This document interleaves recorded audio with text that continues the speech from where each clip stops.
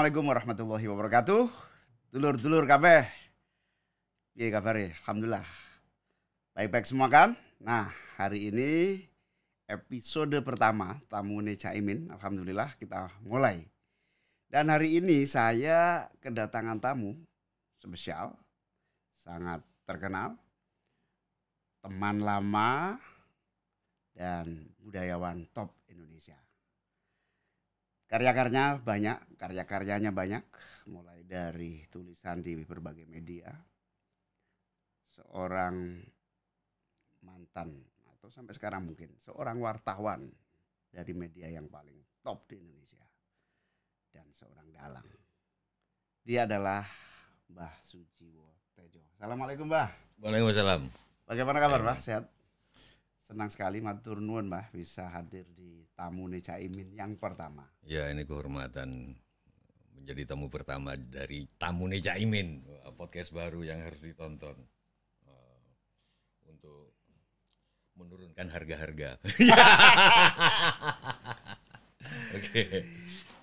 Siapa tahu setelah nonton ini bensin turun. Siapa tahu ya. Setelah Pak Jokowi nontonin, kayaknya mudun mana gitu, tidur mana. Ternyata ada formula-formula yang bisa menurunkan harga BBM misalnya setelah nonton ini. Mbak Jiwo, lama ya nggak ketemu? Wah, sampean sibuk terakhir. Ya, terakhir mantu anakku pertama sebelum pandemi sampean rawuh itu.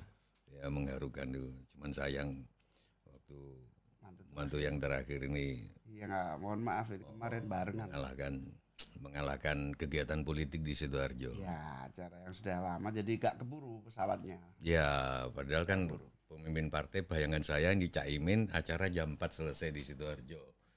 Saya mantu di Jakarta jam 7. Mungkin masih nututi enggak Mbah, soalnya habis Sidoarjo itu selesai jam 6, saya harus langsung ke Kediri. Langsung ada Kediri. hall di pesantren Pelosok Kediri. Ada Kiai Said Agil juga, ada banyak tokoh-tokoh yang datang puluhan ribu. Saya nggak enak kalau nggak datang akhirnya ya. Ya tapi walaupun kegiatan Sidoarjo itu politik, yang di Kediri itu kan masih bau-bau politik karena ada Pak Said Agil kan. Ya betul. Leluhur mengatakan ya, politik itu masih di bawah cinta. Resepsi nikah itu kan soal cinta gitu loh. Kenapa nggak diutamakan gitu loh. Soalnya cintaku dalam doa. Oke. Bah,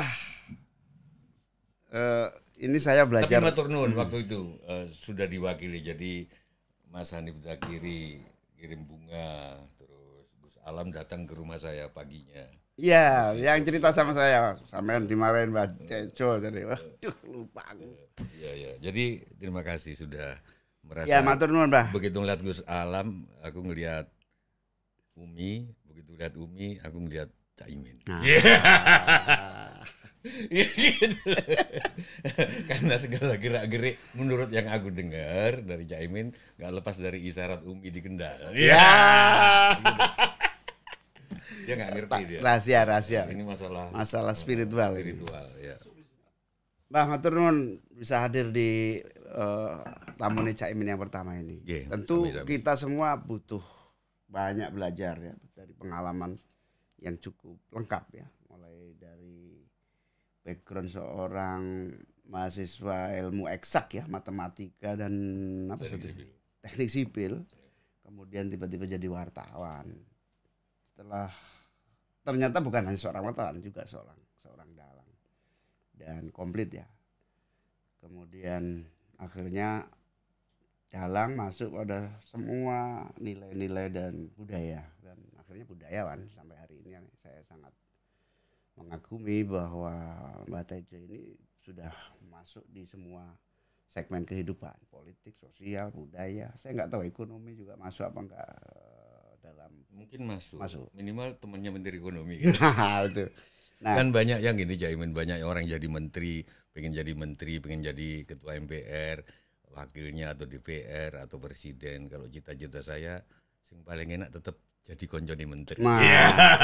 Tapi cita-cita koncone presiden itu atau koncone menteri itu bagi yang canggih mah. Kalau nggak canggih ya mek ngelongop tok ae. Gitu ya. Jadi canggih itu ya pinter-pinter memanfaatkan kira-kira gitu. Kalau cuman kayak aku iki pati iso memanfaatkan ya akhirnya ya ditinggali terus mbek arek-arek iku. Ngono. Terlalu merendahkan diri yang berlebihan akibatnya sombong. Ketua PKB 2 periode lebih dan masih akan terpilih lagi, dan saya dengar itu lebih sakti dari Mbak Mega. Mbak Mega masih kalau bilang sesuatu masih ada ngeyel di bawahnya kadang-kadang. Ini PKB bisa 1 suara gitu kalau enggak. Sudahlah, aku ngerti semuanya lah gitu loh. Iso Mas. Ya Mbak, saya pingin belajar banyak juga. Saya yang pengen belajar banyak. Terutama Mbak Mega ada darah Soekarno, jelas gitu loh. Cak Imin kan nggak semua orang tahu darahnya gitu loh. Tapi kok bisa sesakti Mbak Mega gitu kan, gimana coba loh? Jangan dibandingkan, dibanding-bandingke. Loh di PKB itu setiap yang muncul dikit aja, mau sok-sokan muncul, mendelep kok. Gitu loh. Udahlah, aku ngerti semua lah. Aku udah nggak usah terlalu merendahkan diri gitu. Saya jadi grogi zaman ngono Mbah. Begini.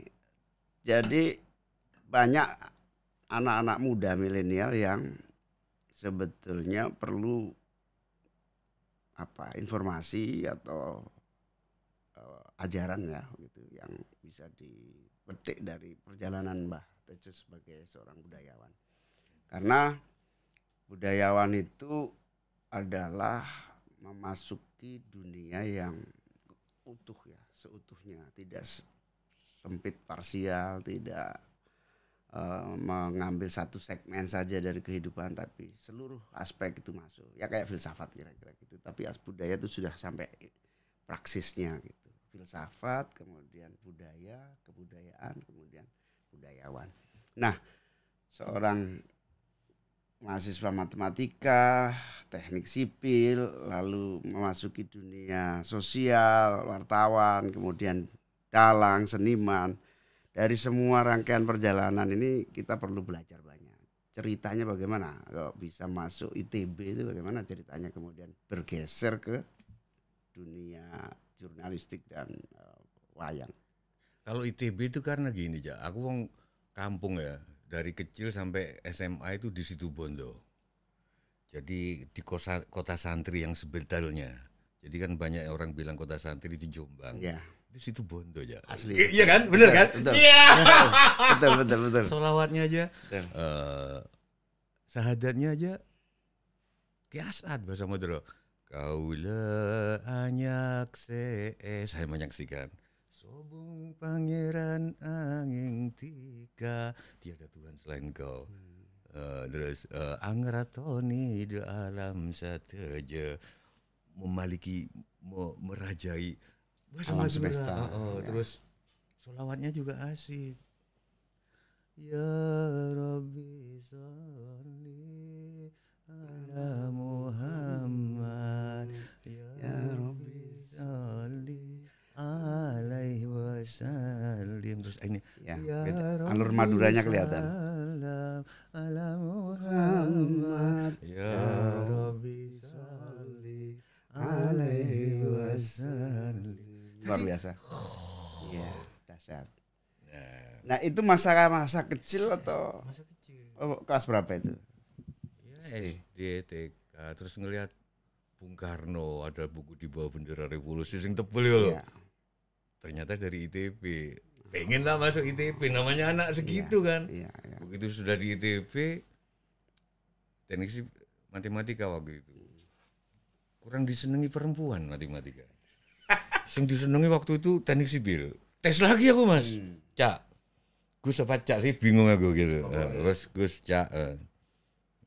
Terus masuk teknik sipil, ternyata lebih banyak kumpul sama kebudayaan, teman-teman seniman di Bandung. Akhirnya jalan hidup. Saya makin percaya gini loh.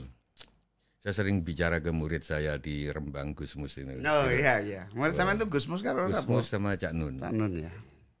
Itu aku serius. Itu bedanya saya sama Guru Sihab, muridnya banyak. Sampean loro iku. Cuman 2, Gusmus sama. Tapi apa? Luwih sepuh Gusmus sampai Cak Nun, tapi sampean kok dadi gurune iki? Guru tidak perlu kan usia ya. Secara kejiwaan sudah lahir sebelum Gusmus. Gitu. Jangan terpengaruh bahwa nurnya jiwa itu sudah ada sebelum Gusmus. sorry Gus, ini guyon ini gitu loh. Ini guyon. Tapi saya dengar langsung dari Gusmus bersyukur tadi murid. Saya selalu bilang bahwa setiap jalan untuk menghindari takdir adalah jalan menuju takdir. Bapakku dalang, Mas. Memang ayah dalang. Ayah dalang. Aku nggak ingin koyo bapakku.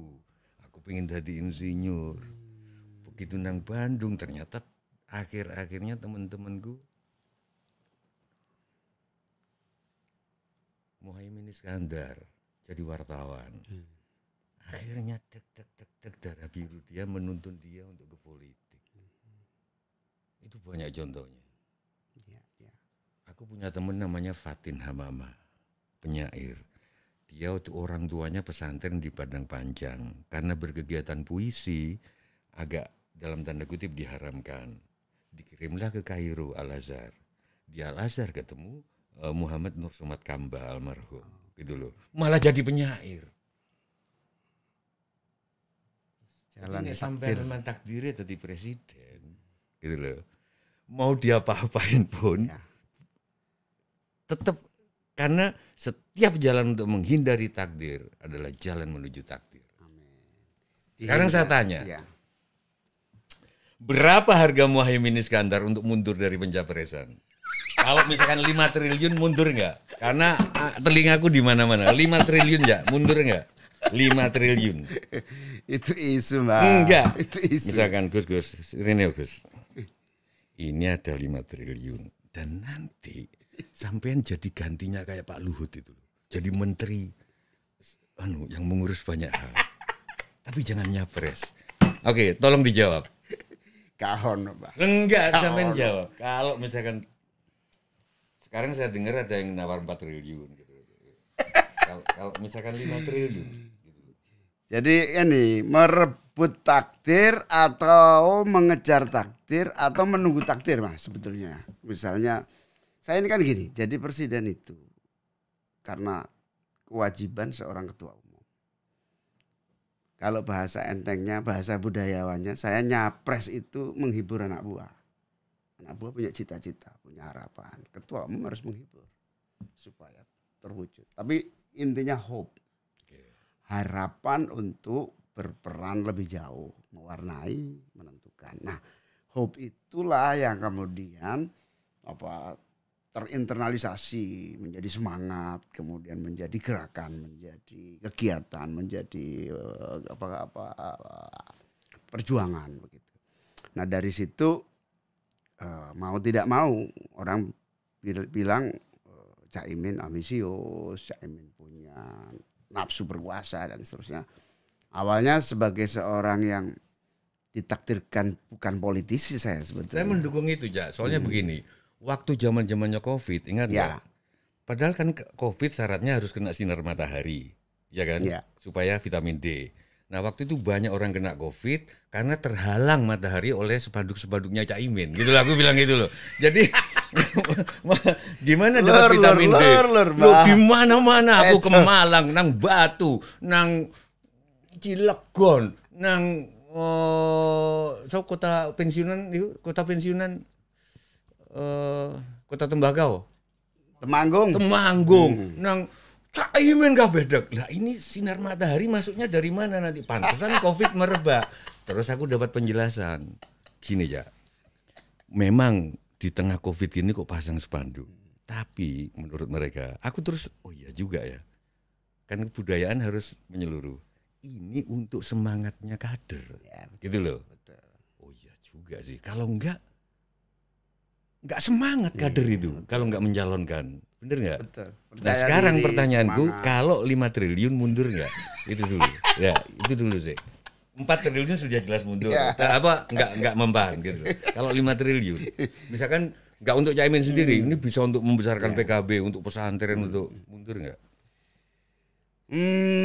Ini apa? Kira-kira apa? kita seandainya, sama aja. Seandainya. Bukan seandainya, karena kita sama-sama wartawan. Wartawan itu kayak guru, nggak ada selesainya. Telingaku masih di mana-mana, Mas. 4 triliun nggak mempan. 4 triliun tamu yang merepotkan tuan rumah. 4 triliun nggak mempan ke Caimin. 4 triliun nggak mempan ke Caimin. Jawa. 4 triliun nggak mempan. Sekarang kalau 5 triliun. Okay.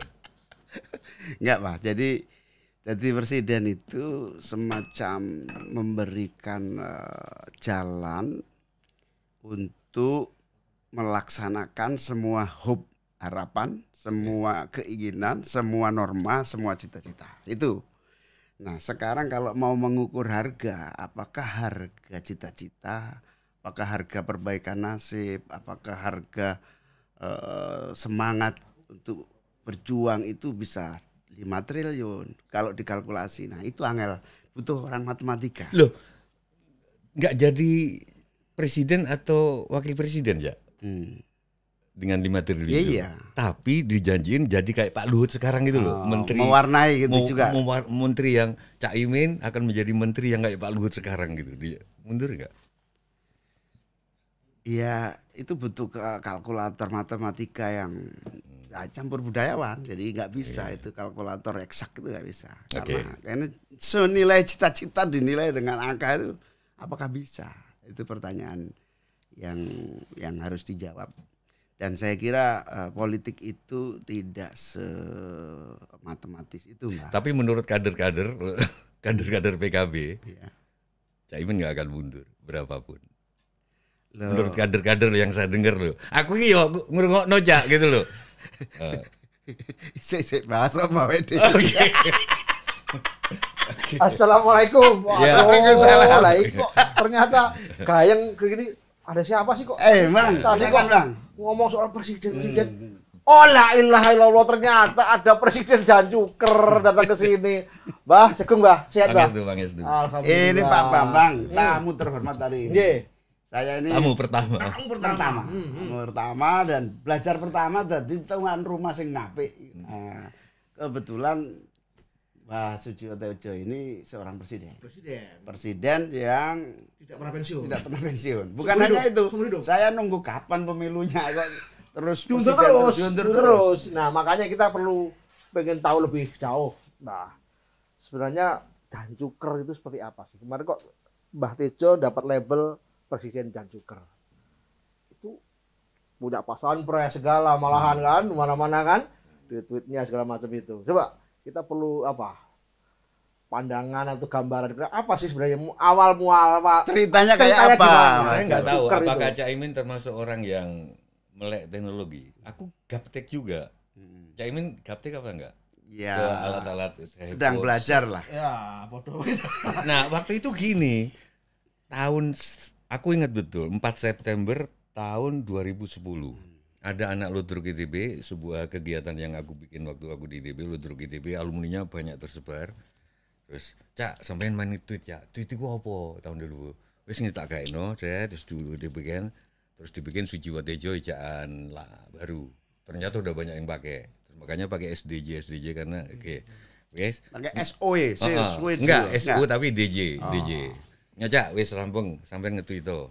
Ngono kira-kira. Aku bingung nge-tweet apa ya. Wis terserah sampean. Ya udah nge-tweet Jancuk. Ngono udah. Terus sehari itu bisa sampai 10.000. Di situ. Sementara Jancuk itu kalau orang Jawa Timur sering mengumpat kan itu kan. Enggak. Nah, gini, ini loh, Jancuk aja itu umatnya 10.000. Nah, satu hari saja itu Jancuk gitu. Wow, umatnya 10.000 lah kira-kira gitu. Rakyatnya 10.000 gitu ya. Terus Mbak. Terus lahirlah sebutan Presiden Janjuker itu bukan aku sih sebetulnya. Gitu. Jadi netizen ya. Netizen cuman pasti Bukoviva enggak.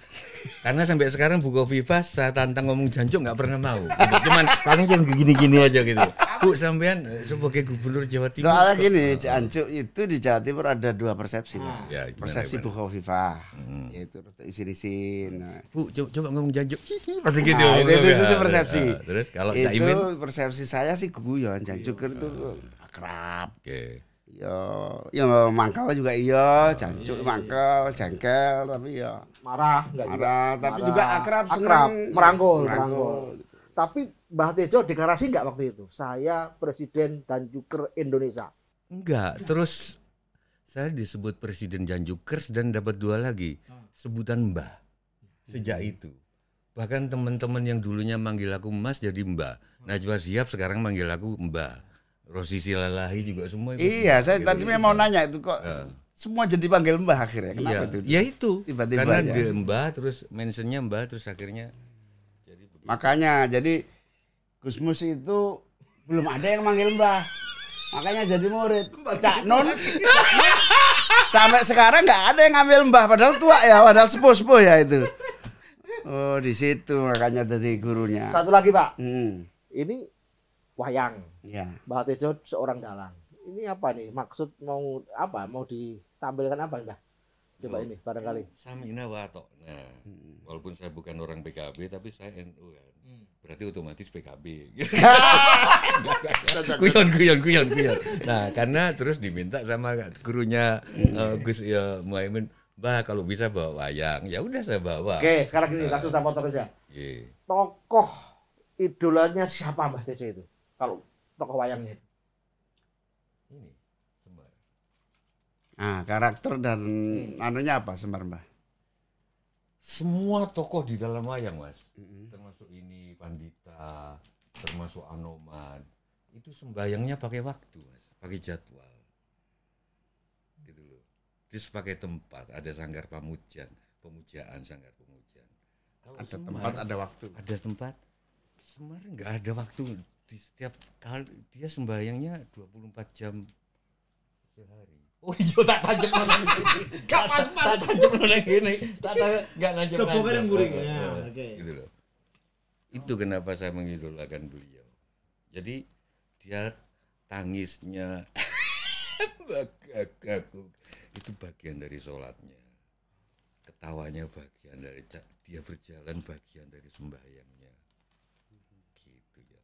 Jadi bayanganku seorang pemimpin partai itu sholatnya ya ketika di podium, ketika di DPR, nggak terpisah asar sholat, habis itu di luar itu nggak sholat, nggak gitu loh maksudnya. Nah aku mengidolakan, cocok nggak aja? Cocok banget kalau dari situ berarti memang totalitas hidup itu ya untuk Tuhan di dalam hati, zikir terus menerus di dalam hati, tidak kalau ingat aja gitu.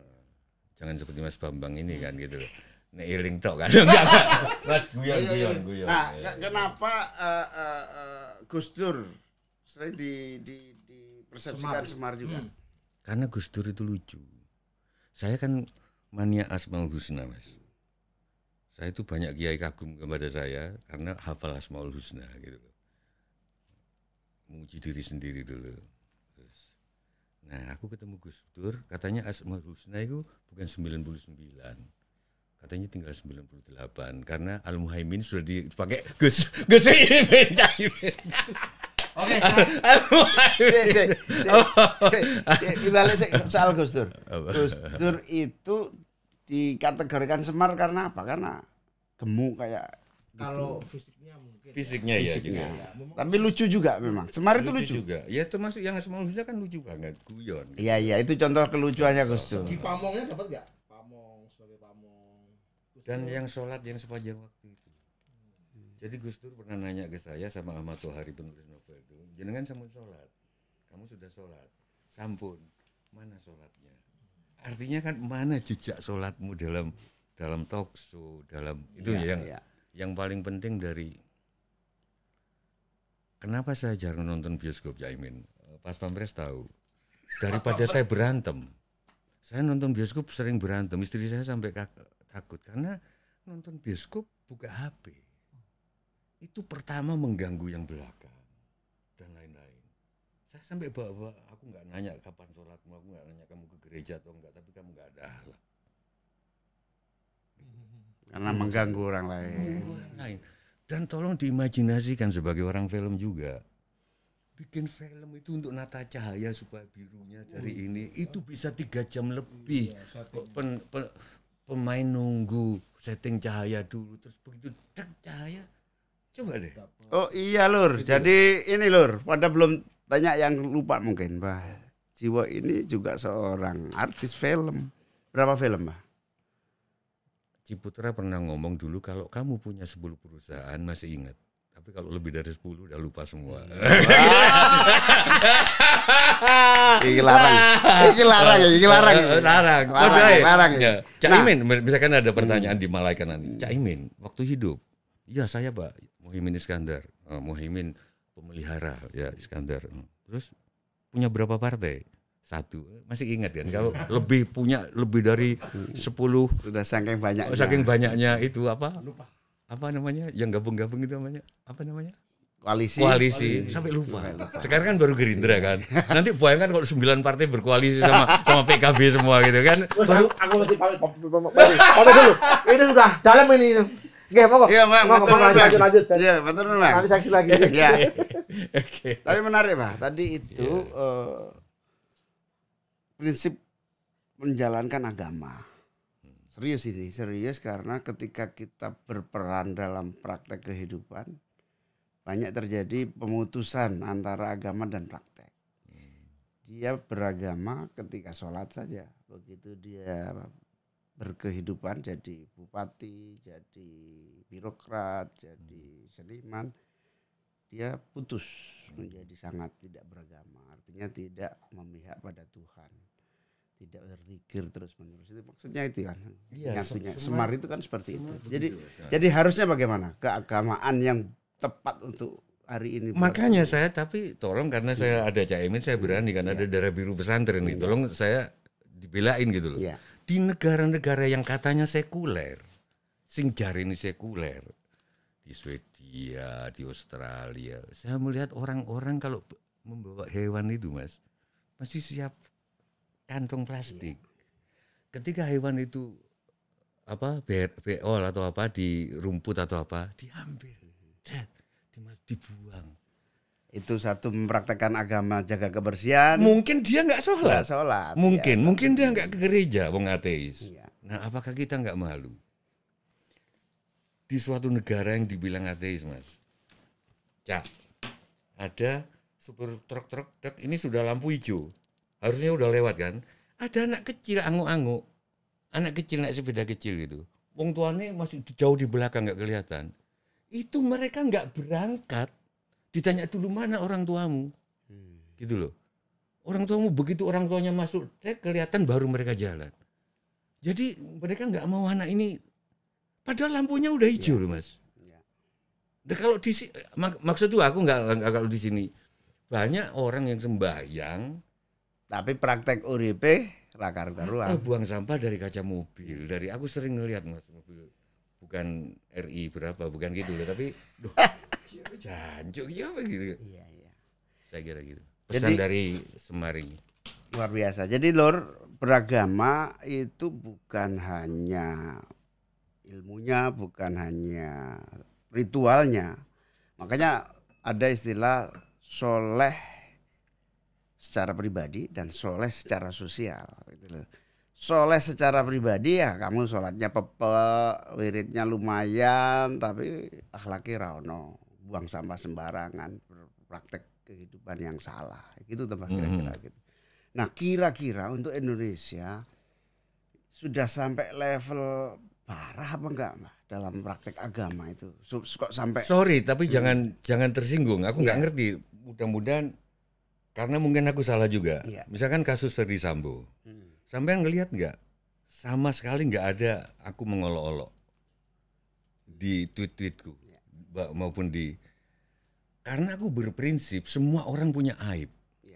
Cuman ada yang sudah dibuka aibnya, ada yang belum gitu. Itu aja sih. Itulah maksud tuh, bisa nggak? Ya kalaupun itu nggak mengolok-olok, tapi minta penegak hukum memproses hukum aja, begitu aja. Betul. Tapi nggak mengolok-olok karena mungkin kita Ferdy Sambo juga dengan takaran tapi yang lain. Tapi belum kebuka saja. Iya, gitu maksudnya. Jadi ingat Sunan Derajat itu. Nek ono wong sing telanjang lamben ono. Ono sing wong lapar pangan ono. Lah wong wis malu dibuka-buka di etrek-etrek kan gitu kira-kira. Sabto catur piwulang. Catur piwulang. Gimana itu? Wewehono sandang wong kawudan, kasihlah sandang orang yang itu. Lanjang. Wewehono pangan wong kaluwen. Diterjemahkan tolong. Wewehono pangan wong kaluwen, wewehono payung wong kudanan. Terus yang terakhir apa ya? Wewehono teken wong kalunyon. Itu pesannya Sunan Derajat. Ya. Nah, berarti Indonesia ini kalau lihat fenomena-fenomena mutakhir, praktek kehidupan dan nilai ajaran masih nggak terlalu sambung ya. Putus. Saya sebenarnya nggak ada urusan sama Indonesia. Itu urusannya politisi kok sampean. Aku seniman bebas, nggak usah mikirin Indonesia. Sing mikirin Indonesia aku dunia sampean gitu. Loh, tapi nek seniman nggak melok mikir abot, Pak. Karena memang watak bangsa kita ini terbangun dari seluruh faktor-faktor yang melingkupinya. Misalnya begini, ajaran, dogma, kemudian praktek, kepemimpinan, lalu tradisi budaya berpengaruh semua. Nah, politik ini kan mengorganisir dari semua aspek ini menjadi keputusan yang lebih efektif, itu aja intinya gitu. Karena itu saya punya pikiran, politik pun tidak boleh lepas. Gak usah ngomong sampean punya pikiran, seluruh tubuh sampean isinya pikiran. Saya berpikir. Enggak, ini beneran. Jadi dulu pernah ada buku yang bikin wartawan juga, almarhumah Tuti Aditama. Oh iya TVRI. Nulis Habibie terus dikomentari sama kelirumologi Jaya Suprana. Habibie itu kecil, tapi seluruh isinya otak semua. Nah, mereka lupa. Ada juga satu lagi yaitu Muhaimin Iskandar, cilik tapi isinya untuk kabeh. Gitu loh. Jadi sampean ngaku. Jadi nggak usah saya punya pikiran. Orang ngerti Cak Imin tuh seluruh badannya ini pikiran. Gini, politik ini 2 periode loh. Politik ini aklamasi loh. Aklamasi loh. Gimana coba? Jadi politik ini juga nggak boleh dipisah. Enggak sampean ngakui itu enggak? Ya wes. Politik itu nggak bisa dipisah dari budaya, dari seni, dari nilai-nilai. Karena praktek politik itu kadang-kadang memang parah ya. Kalau gara-gara terputus dari aspek-aspek itu. Makanya ada istilah politik menghalalkan segala cara. Ada istilah teman itu tidak ada, yang ada adalah kepentingan yang abadi. Tidak ada teman yang abadi, yang ada adalah kepentingan abadi. Kalau ini terus terjadi, maka Indonesia akan tenggelam oleh konflik dan berbagai keadaan yang menyedihkan. Karena itu butuh yang namanya budayawan, butuh yang namanya kiai, ulama. Nah, menurut saya hari ini relatif pengalaman sulit berbagai kehidupan masyarakat budaya ini jadi pembelajaran. Ini akibat tadi itu balik agomo diputus-putus kangro kehidupan. Gimana menurut sampean? Ya, setuju. Makanya saya menantang para pemimpin sebetulnya, terutama pemimpin partai, karena tanpa partai nggak mungkin ada negara, karena kan kekuasaan dari situ. Para ketua-ketuanya itu lebih akrab ke seniman. Bukan artis loh ya. Artis itu beda sama seniman. Meskipun kalau dalam bahasa Inggrisnya sama, tapi di Indonesia ini tulisannya Ali Auda di majalah Horizon. Aku terkenang sampai sekarang. Artis itu yang kaitannya sama gemebyar. Seniman enggak. Artis larut ke dalam masa seneng iki dhek enggak ikui. Ngono lho. Nek seniman menjalarkan nilai-nilai baru. Meskipun enggak ada yang baru under the sun, tapi maksudnya harusnya para pemimpin politik lebih banyak bergaul sama seniman. Podo karo Soekarno katanya kalau sarapan pagi itu pasti sama seniman, arsitek, pematung, baru siangnya. Nah tadi lo Cak Imin terlalu banyak bergaul sama kiai, kurang sama seniman. Memang ya itu saya akui. Karena gitu loh, apa nggak ada waktu? Ada kesadaran di situ, sudah mulai ada kesadaran di situ. Kalau dulu politik itu panglima, kemudian disusul ekonomi itu panglima. Maka harusnya sekarang budaya itu panglima. Panglima apa? Agar semua tadi itu terarah, kemudian terdorong praktek sesuai nilai-nilai itu di situ. Nah karena itu seniman juga nggak boleh ninggalin politik mestinya. Indonesia agak kacau juga, saya menyarankan pada budayawan jangan jauhin politisi. Berarti senimannya salah juga. Salah juga. Masalahnya saya kalau mau ketemu Caimin tuh Riko, soalnya pejabat juga. Saya itu kalau ada teman pejabat nanti dikira ini gitu loh. Padahal paling seneng politisi ketemu budayawan. Seger meneh urip iki. Ya, jadi gimana supaya politisi ketemu pejabat, karena seniman ketemu seniman, karena seniman juga pekiwo juga. Kalau apalagi punya jabatan di DPR atau di MPR, agak Riko gitu loh, mau janjian pengen ketemu itu nggak enak gitu. Ini aja kalau aku nggak diundang podcast ya juga. memang kita yang harus aktif memang sih. Makanya kita harus lebih proaktif pada seniman. Saya setuju, dan harusnya politisi memang harus semua sumber-sumber nilai, termasuk budayawan, seniman, ya kiai, ulama, itu tidak boleh dipisah-pisah, satu kesatuan. Ya ini kritik buat kita semua, terutama saya, untuk lebih proaktif kepada seniman dan budayawan. Saya sebetulnya dulu pernah ngobrol. Bukan artis loh Cak, kalau artis ya, main tanggap aja seneng mesti tanggap itu. Ya. Seniman, budayawan lebih dalam lagi. Saya pernah ngobrol sama Gus Mus juga dulu, murid sampean itu. Ada Gus Mus. Zaman Orde Baru dulu. Politisi ini kenapa? Ya karena memang nggak pernah baca puisi, nggak dilibatkan dalam kegiatan seni dan budaya. Oh ya, cocok itu. Seharusnya masuk di dalam kegiatan-kegiatan yang berkaitan dengan olah jiwa gitu. Kembali ke pembelajaran buat kanggo dulur-dulur ini, wah, Mbak Jiwo. Selain kita harus mendekatkan kepada tidak boleh memutus antara praktek kehidupan dengan nilai-nilai, dengan agama. Itu kalau untuk anak-anak muda sekarang, kira-kira caranya bagaimana supaya itu terjadi, supaya kaum muda ini? Saya gini Caimin, kalau ini saya bukan murid saya, tapi nggak tahu apa dari Pekalongan, Bib Lutfi ya ini apa ini tapi aku kangen halo Bib Lutfi. Tapi Habib Lutfi juga belum ada yang manggil Mbah aja. Oke. Jadi gini, kebanyakan kita melihat kemenyan itu baunya, bukan apinya. Padahal kemenyan mengandung api. Maksudku, kebanyakan dari tradisi yang kita lihat adalah mitosnya, bukan ilmiahnya. Nah, aku berharap PKB dan partai-partai lain membangkitkan itu, Cak, sehingga kita punya kepedean. Misalkan keris, bukan cuman kesaktiannya yang seperti, tapi keris itu metalurgi loh. Teknik logam tinggi waktu itu. Berarti waktu itu astronomi sudah jalan karena nenek moyang sudah tahu kapan batu komet atau batu sing mudhun nang bumi apa jenenge? Meteor datang, jatuh sehingga dia ditempa sama itu dikembangkan. Teman saya teknik mesin studinya keris dan sekarang dijadikan bahan untuk badan pesawat. Gitu loh.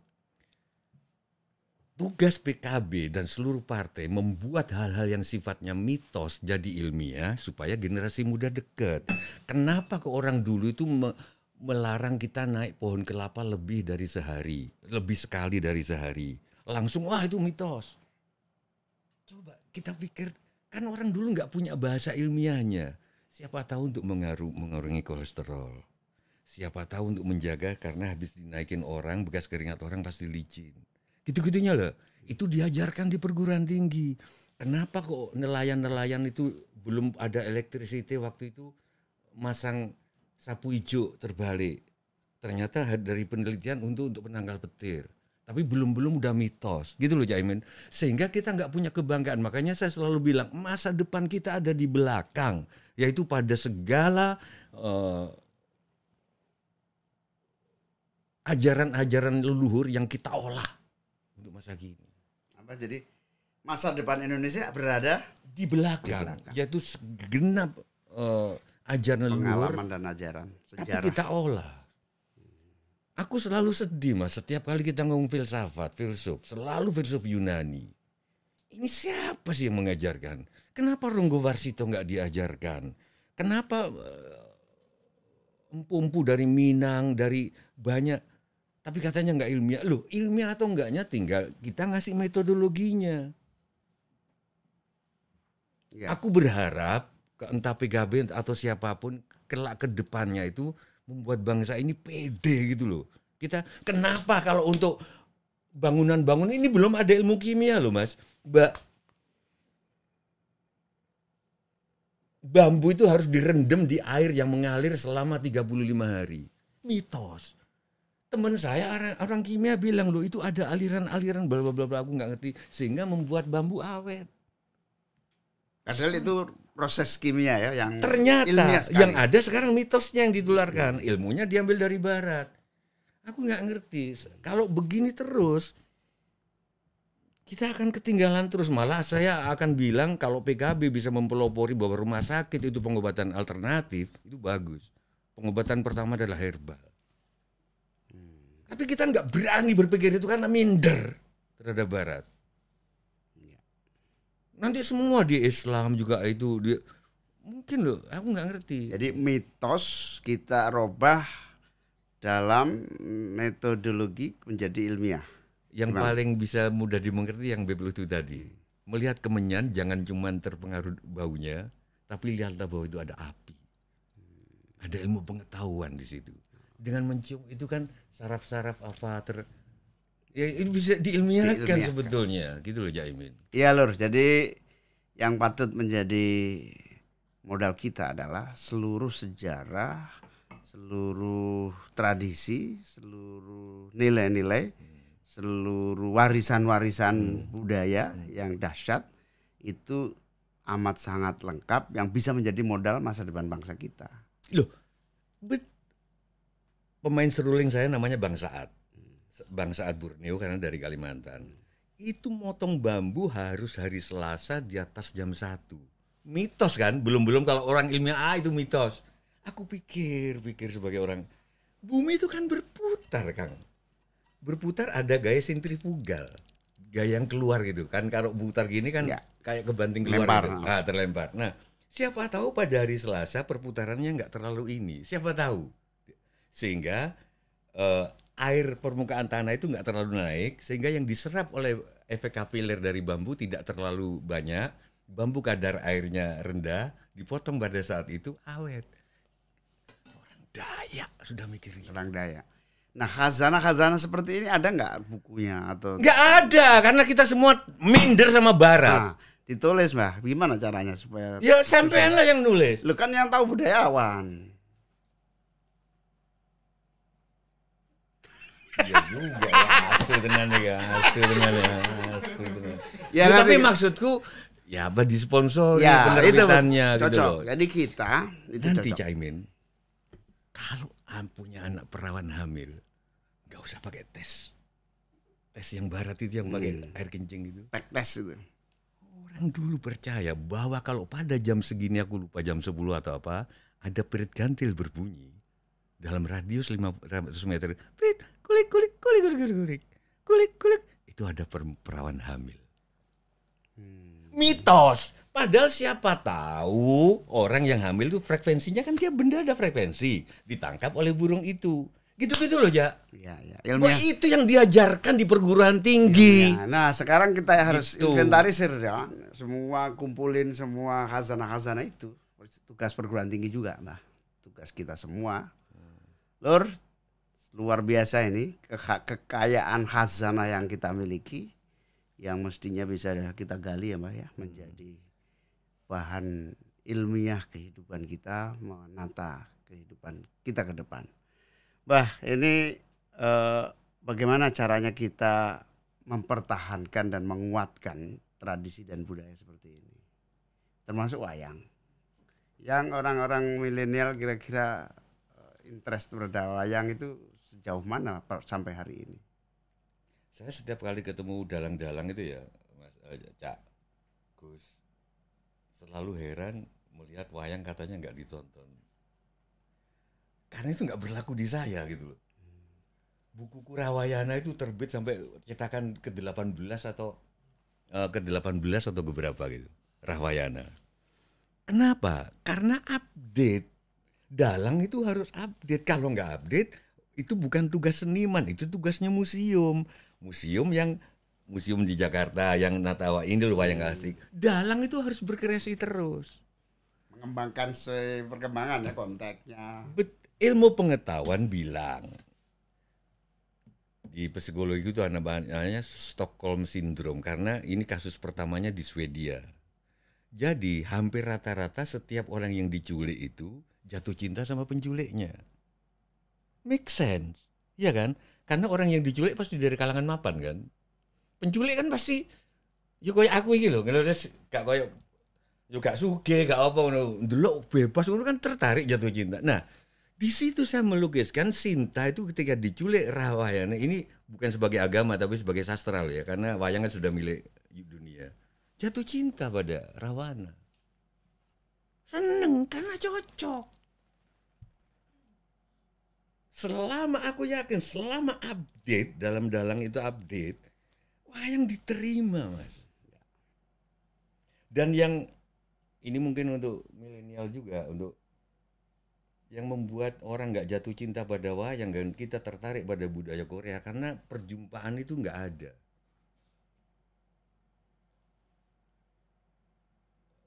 Karena taruhan nggak boleh ya, PKB ini Islam ya, nggak boleh taruhan ya. Ya apa ya? Kalau seandainya taruhan itu boleh, aneh ya. Aku bertaruh, ajak ponakanmu yang masih kecil nonton wayang langsung, ajak. Itu pasti kegilaan wayang. Langsung lu, jangan lewat TV, live ngelihat. Banyak contohnya. Yang terakhir cucunya Buya Muhammad Nur Somad Kamba itu orang Bugis, Muhammad Nur Somad Kamba, istrinya orang Minang. Nggak ada garis Jawa. Nonton wayangan saya pas mantu. Sekarang dia bikin wayang sendiri. Umur 3 tahun. Berarti sebetulnya yang salah bukan mereka anti. Ini bukan, kebetulan kita ngomong wayang, bisa kesenian yang lain kan. Ya. Begitu partai membuat perjumpaan yang lebih ke orang-orang, entah itu wayang, entah itu Kaba dari Minang, entah itu PM Toh dari Aceh, diperjumpakan acara-acara itu. Misalkan ulang tahun nggak di McD, sorry bukan McD aja, tapi ulang tahun nanggap wayang. Ya. Itu di anak-anak itu suka Mbak Cak. Perjumpaan berarti ya. Perjumpaan. Partai membuat perjumpaan lebih sering. Itu di Gerobokan itu ada dalang-dalang bocah termasuk putranya Rhoma Irama. Ya. Gitu loh. Karena diperjumpakan. Ya, berarti Lur harus banyak-banyak kita membuat event dan negara, pemerintah mestinya juga memfasilitasi perjumpaan-perjumpaan. Negara apa masih ada? Katakanlah negara ini udah gak ada lah, katakanlah minimal orang-orang sing duwe-duwe. Yes. Kalau ulang tahun adiknya yang masih kecil, gak usah nanggap wayang semalam untuk nanggap wayang-wayang seperti ini kan, bocah anak kecil yang dalang gitu. Saya pernah di Pondok Indah di rumahnya Sri Teddy Rusdi.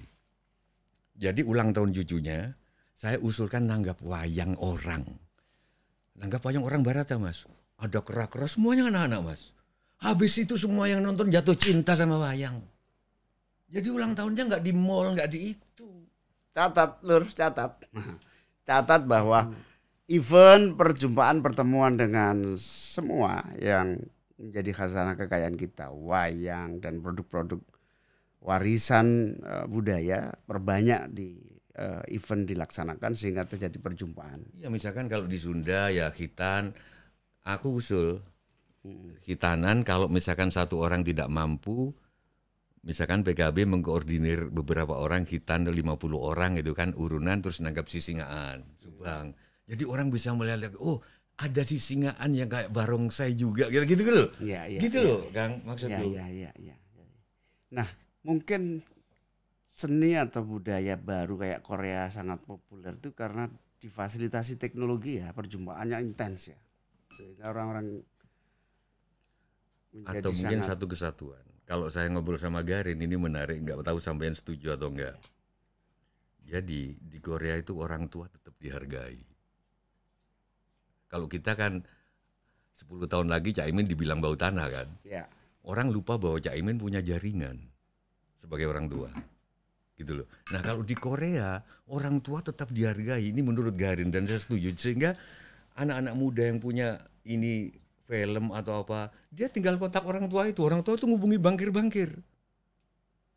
Di kita kan lu bau tanah, itu loh, tolong milenial, bukan karena aku udah tua ya, enggak, tapi ini katanya Jepang, Korea orang tua itu tetap dihargai. Ingat orang tua itu punya jaringan loh. Jadi kalau punya proyek diajukan ke, mereka punya hubungan bangkir seluruh dunia loh Mas. Ya. Kalau orang tua itu, bener nggak sih? Iya. Ya. Mungkin pesantren juga gitu kan orang tua. Nah, pesantren kebetulan, nah milenial itu yang digigit bau tanah. Tolong istilah itu justru orang-orang kayak kita ini. Oh bukan kayak itu teman-temannya banyak gitu loh. Gitu. Tapi menarik tadi. Mbak Jiwa bilang emang negara ini masih ada. Ini kritik buat para pengambil kebijakan, buat kita, buat politisi.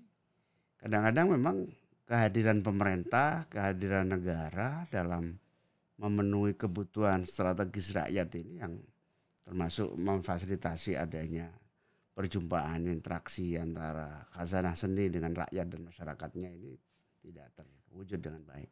Nah saya jadi teringat nih, sebetulnya negara atau pemerintah hari ini sudah sempurna dalam artian kok kritik nggak terlalu banyak Mbak. Dulu 3-4 tahun yang lalu Mbah Jiwa juga sangat kritis itu. Akhir-akhir ini kok nggak tahu keluar kritik. Apa sudah sempurna? Apa? Saya saksi sih bahwa Pak Jokowi kerja keras. Pak Jokowi banyak kemajuan dia buat. Apa saking seriusnya, saking bagusnya sehingga kritik itu semakin hilang. Tadi begitu negara nggak ada. Oh, ini apa maksudnya ini Mbak? Ini cerdas banget. Saya berhadapan dengan yang cerdas. Saya merasa paling cerdas di dunia selama ini gitu loh. Bahkan ketika anak-anak saya mau berhenti kuliah, saya dengar pura-pura tidur, istri saya bilang, kamu boleh berhenti kuliah kalau si cerdas bapakmu gitu loh. Aku pura-pura tidur, aku tersanjung banget aku gitu. Tapi ternyata aku kalah cerdas sekarang. Mungkin ada dua Cak Imin. Aku udah bosan kritik, atau Pak Jokowi memang kerja keras. Karena kalau aku ngumpulin info dari banyak menteri, termasuk Pramono Anung, termasuk Trenggono, Pak Jokowi kerja keras. Oke. Atau saya mulai bosan, atau saya makin wisdom, makin wise karena usia 60 tahun. Saya melihat bahwa di dalam politik kebenaran itu baru terukur nanti mungkin sekian abad lagi. Banyak sekarang yang mengeluh harga-harga mahal, government enggak. Saya selalu menghindari kata pemerintah karena pemerintah tukang perintah, government lah. Kalau bahasa Arabnya penadbir, tadbir. Nggak bisa ngebiayain ini itu, kok bisa ngebiayain ibu kota baru. Banyak yang kritik gitu kan. Terus saya teringat, apa kita nggak tahu bahwa tempat sidangnya DPR di Senayan itu dulu bekas orang-orang yang digusur. Orang Betawi yang digusur, pindah ke Tebet digusur lagi, pindah ke Condet. Sekarang kiai-kiai ngumpul di situ berdoa. Apa kita selfie di Borobudur? Berapa orang yang meninggal dalam pembangunan Borobudur itu? Kita selfie di piramid. Wah, padahal berapa? Aku dengar 1,5 juta lebih orang meninggal dalam kerja paksa piramid itu. Karena kan piramid itu batunya dari Sudan. Sudan itu dibawa ke atas. Berarti gak digelundung kan? Siapa yang bawa itu? Berapa orang yang mati? Akhirnya gini, kenapa kok saya lebih banyak diem sekarang? Karena mungkin, ya siapa tahu Pak Jokowi bener nantinya. Gitu loh. Siapa tahu Cak Imin bener. Siapa tahu Pak Prabowo bener. Kita nggak tahu. Kan banyak, kenapa sih Pak Prabowo nggak mundur aja? Sudah dalam tanda kutip, sudah sering ini. Siapa tahu Pak Prabowo bener. Kadang-kadang gitu. Termasuk yang saya tadi, yang Cak Imin, kenapa sih di tengah pandemi kok pasang baliho capres itu? saya nanya-nanya kan, karena di sini tuh kenapa nanya? Oh, kalau nggak nyalonin, apa namanya, militansi kader jadi rendah, gitu. Betul. Jadi kira-kira gitu Mas. Jadi membangun optimisme. Kenapa kok sekarang saya jarang up, jarang, atau harus up lagi? Tapi nggak bisa disuruh gitu-gitu. Nggak gitu. bisa. Itu natural. Jadi menurut Caimin apa? Karena aku sudah bosan, atau karena Pak Jokowi sudah benar, atau karena memang dalam politik itu benar atau tidaknya? Nah, Taman Mini Indonesia Indah, Mas. Bapakku waktu itu camat, Mas, di situ Bondo, Mas. Camat ya. Bukan itu yang aku mau ceritain. Itu termasuk diinjak untuk ngirim merpati ke Taman Mini. Bapakku nginjak kepala desa. Dan penggusurannya itu kan juga mungkin main tentara itu. Oke, Taman Mini Indonesia Indah. Terus tahun 91 saya nyetir waktu awal-awal jadi wartawan, nyetir itu masuk ke Taman Mini Indonesia, Kongres Kebudayaan pertama setelah lama, menterinya Pak Fuad Hasan. Saya nyetir dialog dua budayawan yang dulu sangat sangar menentang pembangunan Taman Mini. Coba kalau nggak ada Taman Mini, kita kongres di mana ya? Ya kayak gitu. Iya. Yang kedua, kalau nggak ada Taman Mini, Caimin, orang-orang Jakarta yang kedatangan sanak familinya dari daerah, yang duitnya pas-pasan, mau diajak kemana? Jadi sejarah lah yang menguji Iya, sebuah kebenaran. gitu loh. Ternyata Putin mungkin bener, gitu loh. Nah kalau saya Gitu loh. kritik akhir-akhir ini agak sepi, Karena itu karena dua. Yang pertama, semua tahu persoalannya sulit.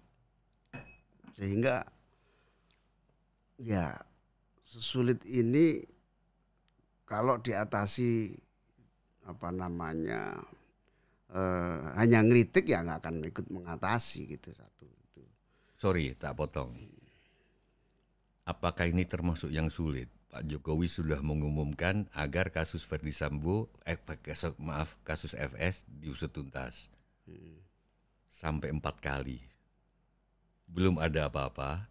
Baru setelah yang keempat, saya melihat besoknya terjadi mutasi besar-besaran di kepolisian. Apa ini termasuk hal yang Itu sulit? artinya Pak Jokowi punya kemauan political will yang sangat bagus, tapi belum tentu bisa dilaksanakan. Sulit, saking sulit. Sampai nunggu 4 kali Sampai statement. 4 kali statement baru bisa jalan. Itulah sulitnya keadaan. Sehingga harus dimaklumi bahwa Apalagi contoh lain, misalkan pangan. Sekarang kan PKB lagi fokus di pangan. Nih. Apa kalau di pangan? ya kalau pangan misalnya semua tahu bahwa akibat resesi global karena pandemi kemudian disusul perang, ini akan ada masa sulit pangan. Yang Tahun berapa itu akan terjadi? sekarang dunia sudah mulai beberapa negara kesulitan, tapi Indonesia alhamdulillah untuk 1 tahun 2 tahun ke depan masih aman.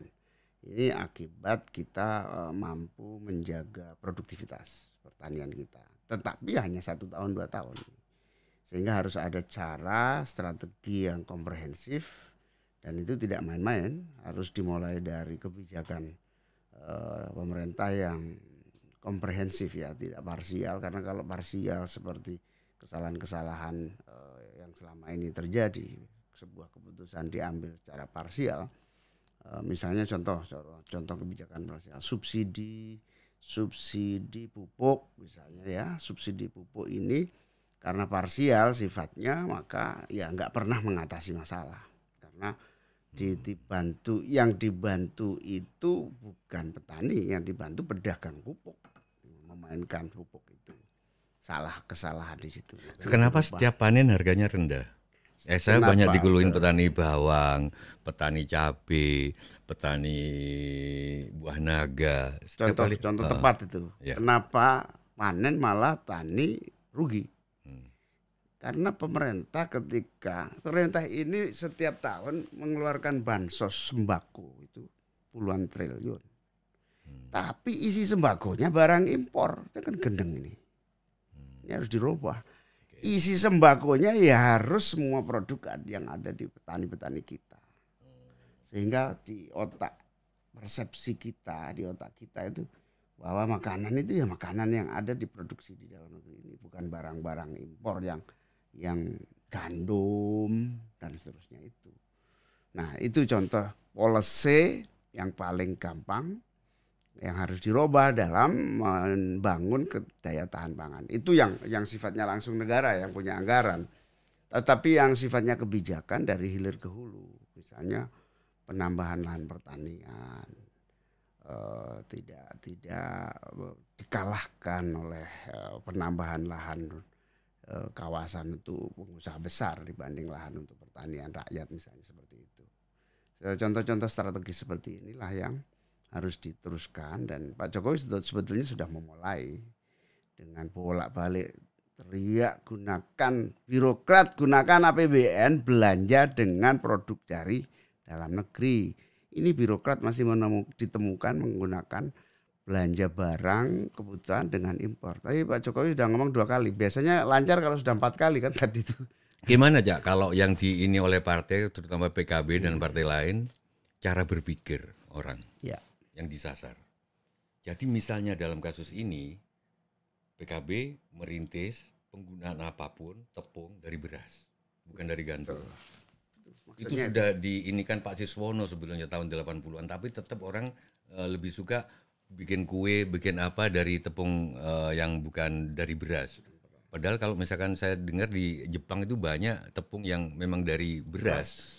Nah itu kalau PKB, ayo lur, kalau situ PKB, yuk bikin makanan, bikin apa dari tepung beras. Setuju banget, tepat sekali. Iya kan, dari cara berpikir itu baru kita nggak, ini sudah lebih pintar dari Caimin nggak?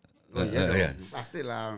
Yang kedua cara berpikir, di anak-anak itu dikasih pendidikan tentang desibel Mas. Daya kemampuan telinga.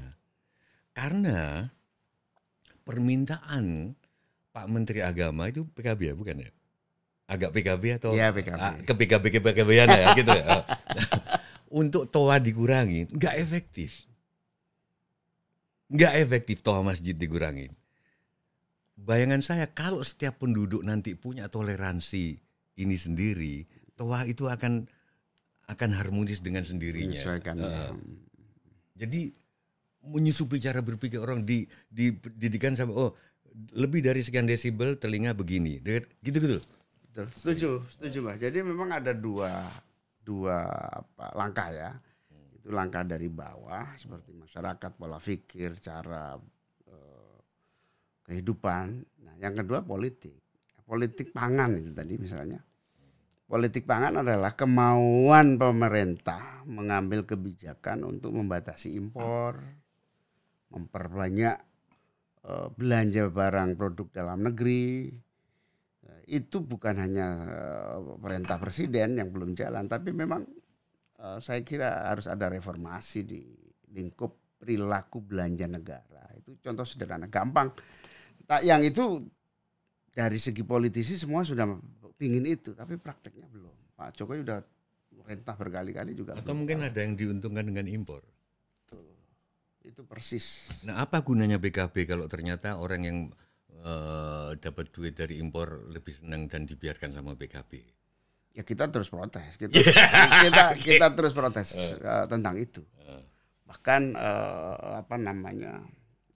ke presiden langsung juga, dan presiden setuju. Karena itu politik pangan yang sesungguhnya di situ. Negara berperan, pemerintah berperan untuk mengurangi impor pangan dibanding, bahkan Pak Jokowi lebih maju lagi. Kalau untuk kebutuhan semua hal yang tersedia di dalam negeri, pangan, belanja negara, proyek-proyek pembangunan, semuanya harus menggunakan produk dalam negeri. Itu tidak boleh jadi retorika, tapi harus jadi keputusan politik. Itu yang kenapa Caimin mengusulkan Pak Jokowi tambah periode, gitu. Karena situasi ekonomi ruwet, pandemi, butuh waktu untuk mengatasi dengan cepatnya, butuh keadaan itu. Tapi ternyata penolakannya keras, ya sudah. Enggak, saya banyak survei kecil-kecilan di kader PKB mendukung Caimin. Ya, begitulah keadaannya. Demo-demo besar juga terjadi kan.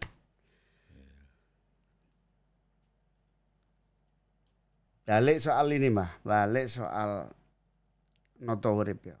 dulur-dulur ini kenal banget dengan beberapa pikiran-pikiran Mbah Jiwo ini soal kehidupan. Salah satunya soal cinta. Yang paling viral itu apa, Mas? Kanggo sing dewasa sih. Dewasa sih. Cinta, soal cinta ini. Berarti yang boleh nonton sidang terbukanya Pak FS ya, katanya kata Pak Mahfud hanya yang orang dewasa, gitu, orang dewasa gitu. Betul. Hanya yang itu yang boleh dengar. Ya, sekarang yang boleh dengar itu menikah adalah nasib, mencintai adalah takdir. Kau bisa berencana menikah dengan siapa, tapi tak bisa kau rencanakan cintamu untuk siapa. Ini untuk khusus song tuet-tuet. Nah itu bagaimana soal selain itu soal cinta, Mbah. Jadi cinta selain itu saya ini pesan ke anak-anak saya sendiri. Suatu hari kalau kamu bapak tanya, ini anak-anak saya yang perempuan, kenapa kamu suka sama suamimu? Terus kamu bisa jawab, itu berarti bukan cinta, itu kalkulasi. Kalau cinta nggak ada alasan-alasan. Gitu. Aku suka sama suamiku karena dia rajin ke gereja, atau karena dia hemat, atau karena dia rajin sholat, atau rajin ke vihara, atau karena dia suka memberi. Oke, tapi berarti kalkulasi. Berarti cinta yang sesungguhnya adalah kayak cinta iman. Tanpa alasan. Iman. Ya? Kayak iman dalam nggak ada alasannya. Nggak ada alasan. Iya. Kalau kita masih, kenapa nggak makan babi? Untuk yang yakin bahwa babi haram loh, karena itu mengandung cacing pita, karena itu bagi saya sorry ya, itu bukan iman, itu masih hitung-hitungan. Kalau iman dilarang ya udah, nggak usah nanya. Nggak usah nanya. Kenapa pakai jilbab? Karena yakin. Oke, sudah nggak usah pakai alasan-alasan. Kalau pakai alasan-alasan, sorry, nanti jadi malah karena orang pakai jilbab malah tambah cantik. Kalau memang tujuannya untuk mengurangi orang tertarik loh. Ini sorry orang pakai jilbab itu 30% naik loh kecantikannya. Karena dagunya nggak kelihatan, dagu aslinya, ya kan? Loh nggak bener. Jadi menurut saya kalau situ memang beriman, ya udah kenapa pakai jilbab? Karena saya yakin. Udah, aku salut. Nah, soal kemudian pakai jilbab lalu naik level kecantikannya berapa tadi? 30% itu bonus. Bonus. Jadi saja. Enggak, kalau memang diilmiahkan supaya untuk mengurangi orang suka. Loh, justru orang suka. Gitu loh. Kalau pakai jilbab. Karena makin cantik. Iya kan?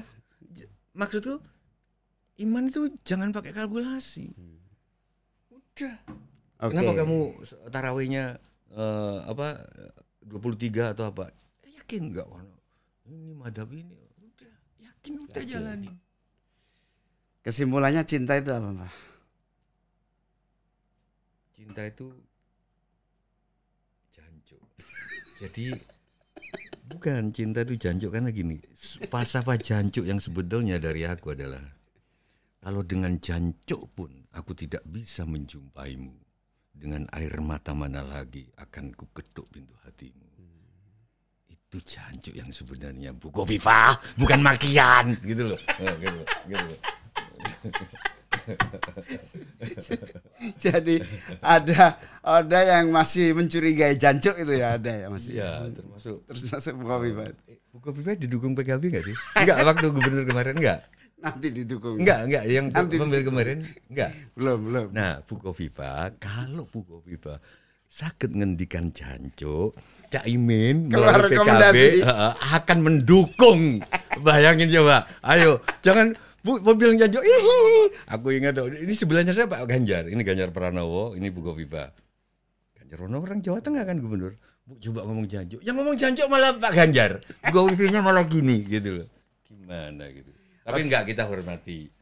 Cuman kalau mau didukung PKB Bu, ngomonglah jancuk. Karena jancuk itu menurut murid saya Cak Nun sekarang sudah masuk kalimat thayyibah. Gitu loh. Satu lagi, cinta itu membawa kebahagiaan. Definisi kebahagiaan apa menurut Mbah? Aku terpengaruh lagunya Roma sebelum Bang Roma. Mencari teman memang mudah. Teman banyak di meja makan. Ingat gak? Ya. Menyenangkan dan membahagiakan tuh beda. menyenangkan, kita traktir, kita kasih, itu menyenangkan. Membahagiakan orang itu, kalau menurut aku sih, membuat orang sadar sama potensi dirinya, lalu bangkit orang itu. Itu membahagiakan orang. Nah, kebahagiaan tertinggi adalah membahagiakan orang. Kebahagiaan tertinggi adalah membahagiakan orang. Sujud tertinggi adalah membahagiakan orang. Karena coba sampai niling-niling dah, sampai niling-niling aja. Sampai nek dikei dhuwit wong, karo ngekei dhuwit wong, janjane atine seneng ndi. Coba enggak usah dijawab sekarang gitu loh. Iya. Ternyata ngasih duit orang itu seneng banget gitu loh. Ternyata daripada dikasih. Nggak harus duit ya. Agak faktual ya. Jadi waktu tsunami di Aceh, saya ada di Aceh waktu itu, ada anak muda, aku lupa namanya, tapi dia diem gini terus ya. Bapak ibunya sudah jadi mayat, semuanya mayat-mayat bergelimpangan, semua orang ngumpulin mayat yang bergelimpangan itu, gitu.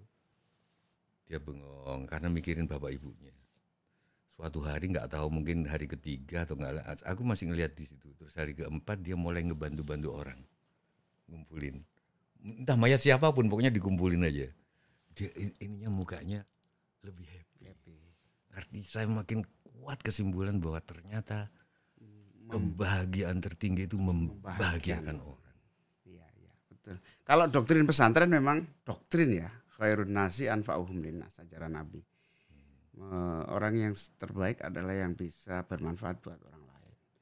Tapi karena doktrin itu belum sampai rasa, mungkin hanya menjadi guidance, arah. Tapi cukup efektif doktrin itu menjadi warna pola hidup sehari-hari, pengabdian orang-orang pesantren ke masyarakat pada dalam semua aspek ya. Itu karena doktrin bermanfaat untuk orang itu lebih nomor satu daripada yang lain, sehingga disebut pengabdian itu tidak pamrih, kira-kira gitu. Nah, lebih dalam dari itu soal rasa adalah kebahagiaan adalah membahagiakan orang lain gitu ya. Top itu. Nah sekarang sampean untuk membahagiakan orang lain apa kayak Gus Dur juga? Jadi istri kadang-kadang nggak tahu sudah di mana untuk kepentingan membahagiakan orang lain buat partai atau pamit istri. Kan kadang-kadang Gus Dur itu nggak pamit Bu Sinta, tahu-tahu aku sudah di sini gitu. Karena untuk ngurus umat, ya kan? Bu Sinta bisa terima itu. Kesuksesan kita adalah kalau sudah sukses membuat istri merasa bahagia kalau kita membahagiakan orang lain. Nah, jadi istriku ini sudah hampir sampai kalau saya hampir putus asa. Iki bojoku kok membahagiakan orang lulu. Kapan? Tapi kadang-kadang aku punya gini, Jak. Aku punya gini. Ayo kita survei. Kadang-kadang aku suka ini ke anak-anakku waktu masih kecil-kecil, waktu kita masih sering bareng. Kalau kita makan di ruang makan, yuk mana keluarga yang mikirin keluarganya sendiri, mana keluarga yang mikirin orang lain. Itu anak-anakku bisa tahu loh Mas. Kelihatan dari ekspresinya yang cuman mikirin keluarganya sendiri, padahal enggak, coba tolong di Pak. Kita mikirin keluarga sendiri enak, tapi sebenarnya mikirin orang lain itu fungsinya nanti ke keluarga. Bayangkan kalau kita mikirin orang lain, terus masyarakat jadi aman, sekolah-sekolah jadi murah, gitu karena kita mikirin masyarakat ini kan. Keluarga kita kan enak kan, pergi-pergi merasa aman. Sebetulnya loh itu yang berdampak bagus pada keluarga kita sih, betul.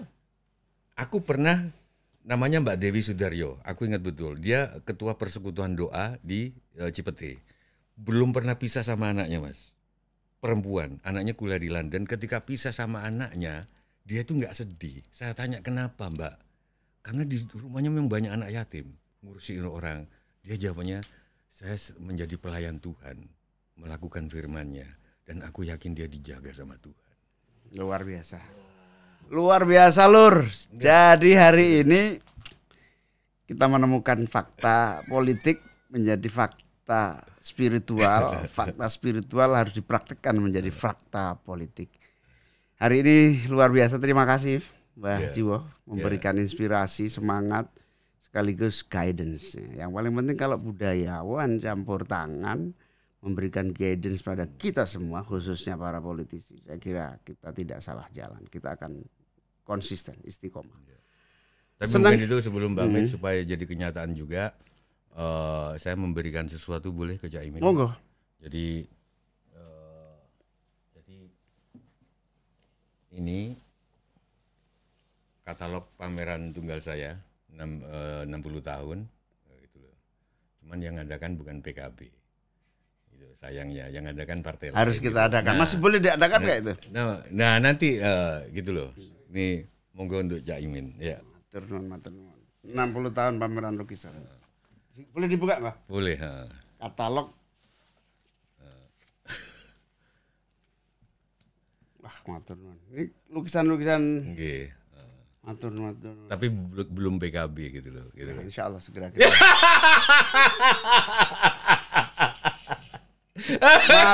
Matur nuwun. Jadi kita mendapatkan banyak ilmu dari Mbah Jiwo. Satu lagi sebelum ditutup. Saya termasuk orang yang nggak percaya bahwa Cak Imin betul-betul berantem sama Gus Dur sejak awal. Nggak mungkin anak sama ponakan berantem. Itu pasti drama itu. Nggak usah dijawab, nggak usah. Iya. Itu pasti sandiwara. Itu aja. Iya. Gitu loh. Teorinya sederhana, Mbah. Mosok wani aku, nggak mungkin wani lah. Jadi Lur, senang sekali hari ini kita semua dipertemukan oleh keadaan sehingga bisa menggali pelajaran-pelajaran penting dari Mbah Jiwo.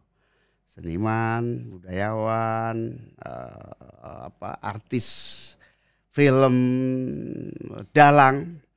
Moga-moga memberi inspirasi kanggo kowe sedaya dan kita semua bangsa kita, dan tentu bagi para teman-teman yang menjadi tamunya Cak Imin. Ketemu lagi di acara tamunya Cak Imin episode yang akan datang. Terima kasih, Mbak. Thank you. Thank you. Syukuran.